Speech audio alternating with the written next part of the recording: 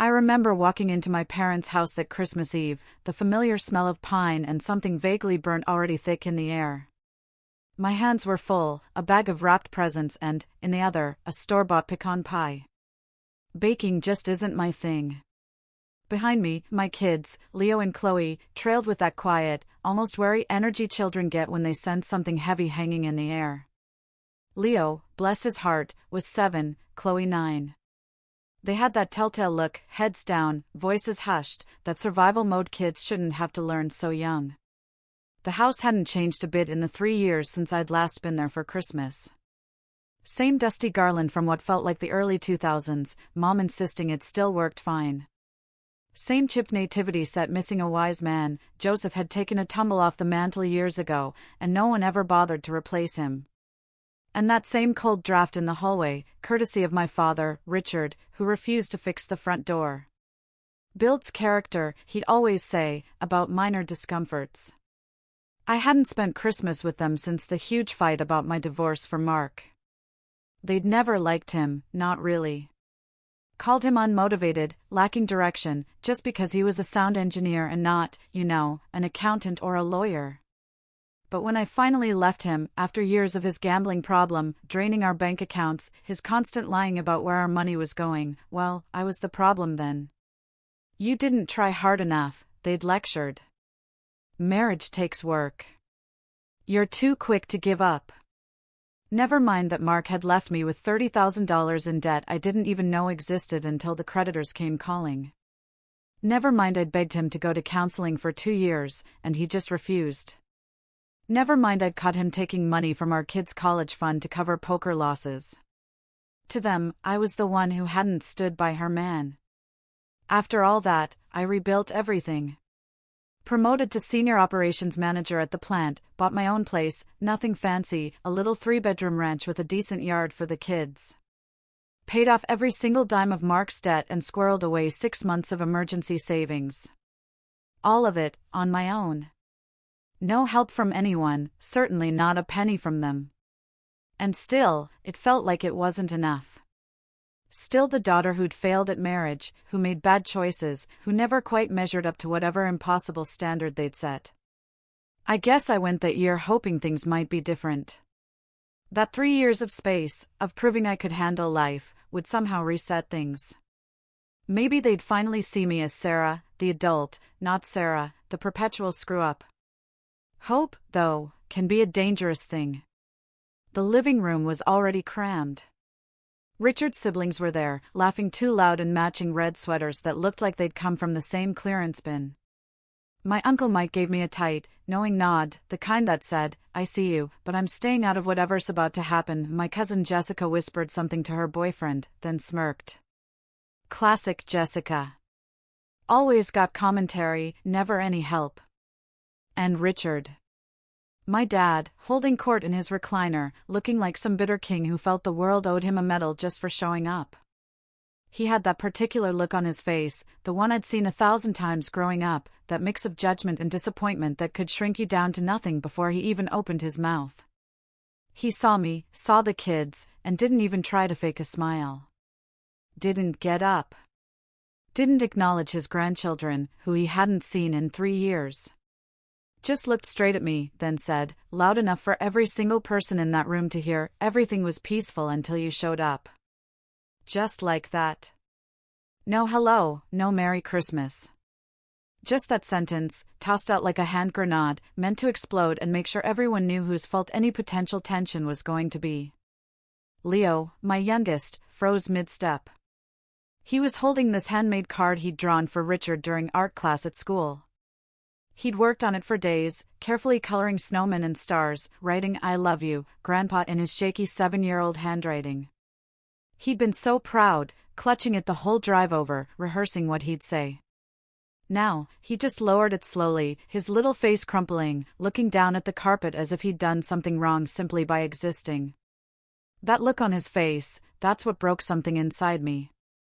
My child, thinking he was the problem, because his grandfather chose to be cruel for no other reason than he could be. I leaned down and kissed the top of Leo's head, right there, in front of everyone. Then I stood up, squared my shoulders, and said, loud enough for every single person in that room to hear me clearly, "Then my money's leaving with me." The reaction was immediate. Chaotic, beautiful even. It was like I'd hit an emergency switch and cut the power to the whole house. My mom, somewhere behind me in the kitchen, let out a soft gasp. Jessica literally stopped mid-chew on her peppermint bark, her mouth hanging open. Uncle Mike's eyebrows shot up so high they almost disappeared into his hairline. And Richard. Richard looked like someone had just told him his truck got repossessed and his house was on fire. "What money?" he managed, trying to sound confused, but I could hear the thin edge of panic in his voice. I didn't answer right away. I just reached into my coat pocket, slowly, deliberately, and pulled out the wrapped envelope. Thick, white, stuffed with cash, tied with a little red ribbon. I'd actually thought this was going to be a nice moment. I held it up so everyone could see. "This money," I said. $10,000 cash. You could have heard a pin drop. No, scratch that. You could have heard a snowflake land outside. The room went that quiet, that fast. I'd spent 6 months putting that money aside.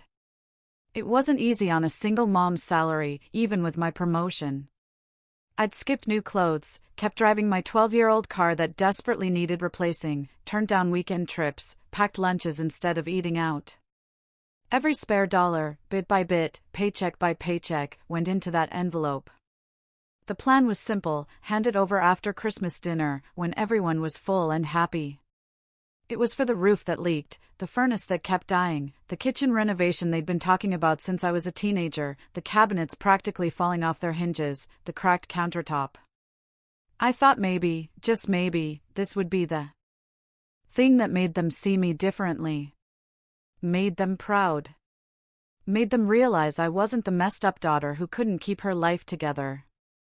I was the one who'd survived, thrived, and came back to help them anyway. Instead, Richard had decided to remind me, and everyone watching, exactly what he thought of me. So, I changed the plan.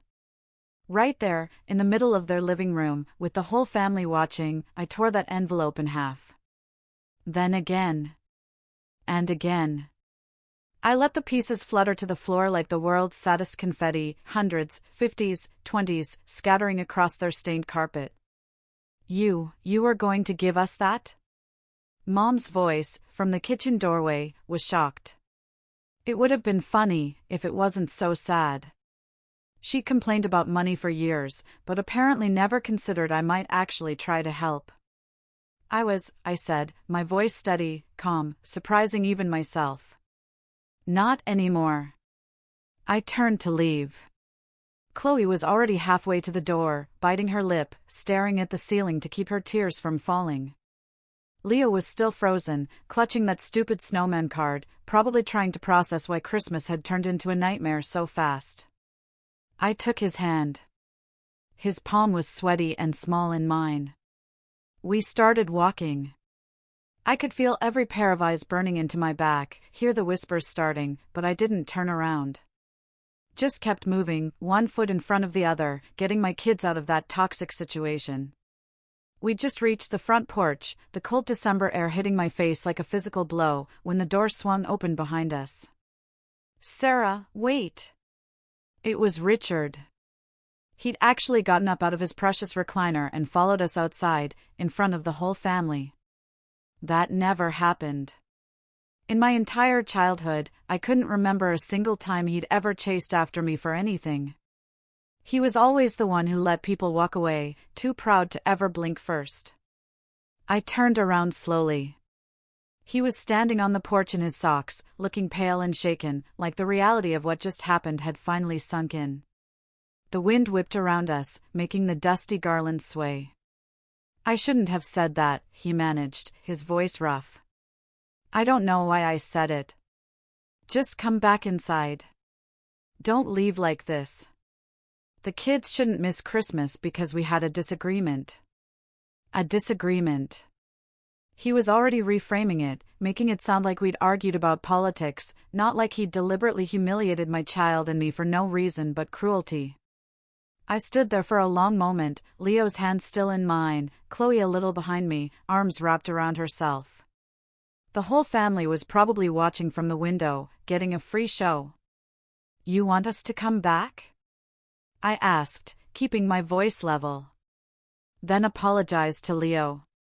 Right now." He hesitated. I could see him struggling, his pride warring with whatever had brought him running out here. Finally, he looked down at Leo, who was trying so hard to be brave, but his little chin was trembling. "I'm sorry, buddy," Richard said. And to his credit, it sounded genuinely remorseful. Then he looked back at me, met my eyes for the first time all night. "I'm sorry, Sarah." I nodded once, acknowledging the apology. And then, before I could second-guess myself, before years of conditioning could kick in and make me forgive too easily, I slapped him. Not hard enough to really hurt him. Not out of rage or hatred. Not even just to humiliate him, though I won't pretend that wasn't a little bit satisfying. I slapped him to mark the moment. To draw a line in the sand, visible and undeniable. Because sometimes, you need something more than words to make people understand that things have fundamentally changed. His head snapped to the side from the impact. When he looked back at me, there was pure, genuine shock in his eyes. I don't think anyone had ever hit Richard before. He'd spent his whole life being the authoritarian, the one in charge, whose word was law. And I'd just publicly shown everyone that he wasn't untouchable anymore. We left in silence. I buckled Leo into his booster seat, he was still clutching that card he never got to give away. Chloe climbed into the passenger seat without a word, staring out the window with that 1,000-yard stare kids get when they're processing trauma. As I pulled out of the driveway, I saw the front door closing in my rearview mirror. Nobody came out. Nobody tried to stop us. Nobody ran after the car. But for once in my entire life, I wasn't the one who looked small walking away from my parents' house. The next morning, I woke up to 9 missed calls and 5 voicemails. I didn't listen to any of them, just deleted them, then made coffee. Leo and Chloe were still asleep in my bed, they'd both ended up there sometime during the night, burrowed under the weighted blanket like they were trying to hide from the world. I let them sleep. Around noon, my Uncle David showed up at my front door. I hadn't seen him since my grandmother's funeral 2 years ago, but he'd always been the only one on Richard's side of the family who talked to me like I wasn't a perpetual disappointment. Like I was a human being, not a cautionary tale about women making bad choices. He stood there in a heavy winter coat, holding a paper bag with leftover Christmas cookies, looking like he'd just walked out of a war zone. "They're freaking out," he said before I could even say hello. "Your dad hasn't shut up since you left." He tried to act like it was no big deal at first, but everyone saw his face after you slapped him. He went back inside, sat in his chair, and just stared at the wall for like an hour straight. Didn't eat, didn't talk. Just stared. "Good," I said, and I meant it. David paused, then reached into the paper bag and pulled something else out.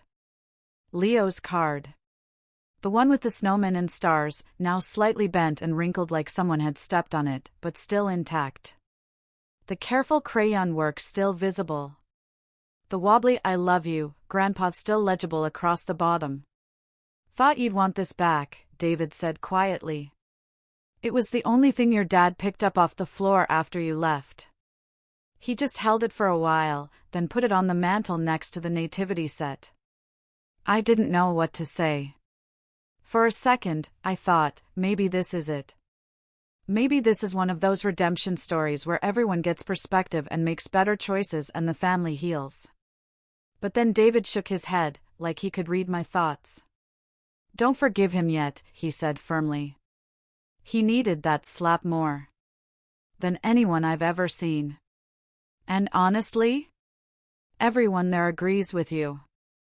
I've had cousins texting me all morning saying it was the best Christmas they've ever witnessed. Jessica even said she wished she'd had her phone out to record it. That actually made me laugh. A short, bitter sound, but a laugh nonetheless. By that evening, even Mom finally sent a real message, not just crying emojis. She said Richard wanted to talk. Said things had gotten out of hand, and they wanted to clear the air and move forward as a family. Notice how none of that included the word apologize. No admission of wrongdoing, just vague statements about unfortunate situations that somehow happened without anyone being at fault. The message ended with her usual manipulation: "We're under a lot of stress with money problems, the house, the usual. You know how your father gets when he's worried." I didn't respond. Just turned off my phone and focused on my kids, who were building a blanket fort in the living room and seemed to be doing better now that we were home, in our own space. The truth was, I felt good. Not proud or smug or vindictive, just steady. Calm. Like I'd finally broken something that needed to be broken a long time ago. Some invisible chain that had been holding me in place, keeping me small. For the first time in years, I'd drawn a boundary and actually enforced it, instead of letting them push through it like always. But I should have known it wasn't over. With my family, it's never that simple. They don't just accept consequences and move on like reasonable people. The next morning, I came out to start my car for work, and the windshield was shattered. Not cracked from cold weather or a flying rock. Completely shattered. Like someone had taken something heavy to it, multiple times, with real force. Safety glass was scattered everywhere, across the hood, in the snow, all over the driveway. The mailbox had been knocked sideways, too, like someone had kicked it on their way out. I knew immediately who did it. Richard has a temper, always has. And when he feels disrespected or embarrassed, he lashes out. Usually, it's just words, yelling, threats that don't go anywhere. But apparently, I'd pushed him far enough that he'd escalated to actual vandalism. Here's the thing, though. I'd installed a small security camera under the porch light back in October, after some teenagers messed with our Halloween decorations. A basic doorbell camera setup, it records motion, saves to the cloud. I'd kind of forgotten about it after Halloween, just left it running. It caught everything. Crystal clear footage of Richard walking up to my house in the early morning hours. You could see his breath in the cold air.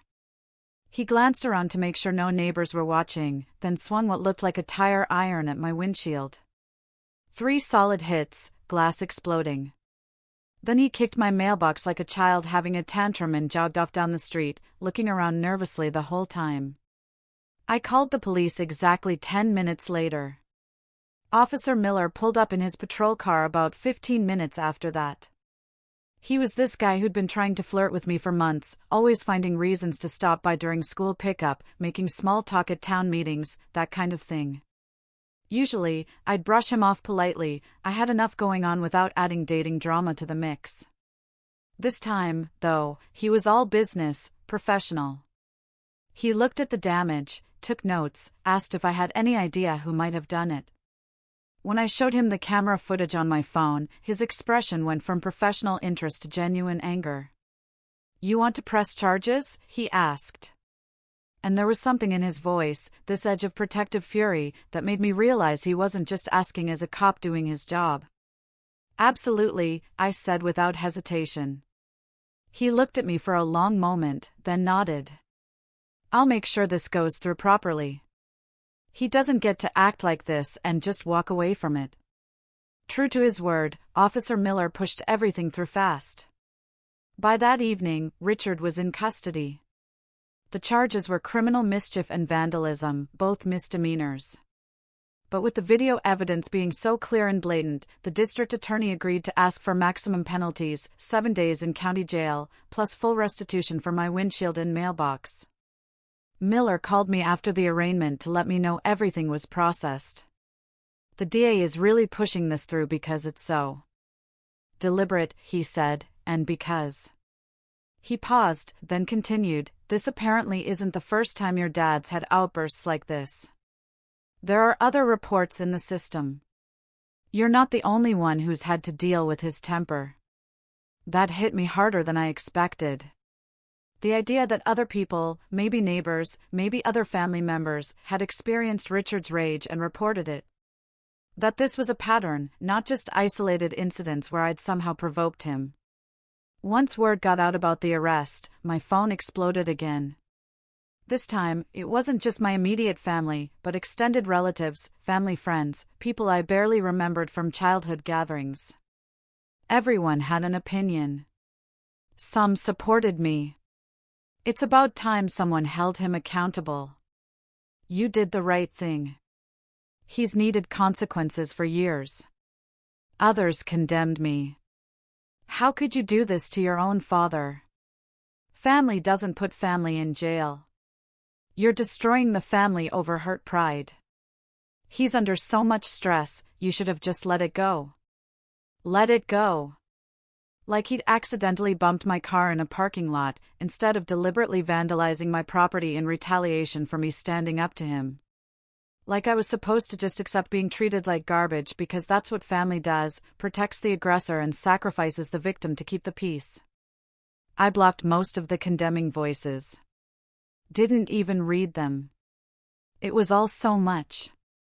But as I watched the news reports later that week, seeing a local story about a father arrested for vandalizing his daughter's car after a Christmas Eve argument, I couldn't help but feel a strange sense of peace. Not triumph, not revenge. Just a quiet, settled feeling that something, finally, was truly broken. And maybe, that was a good thing.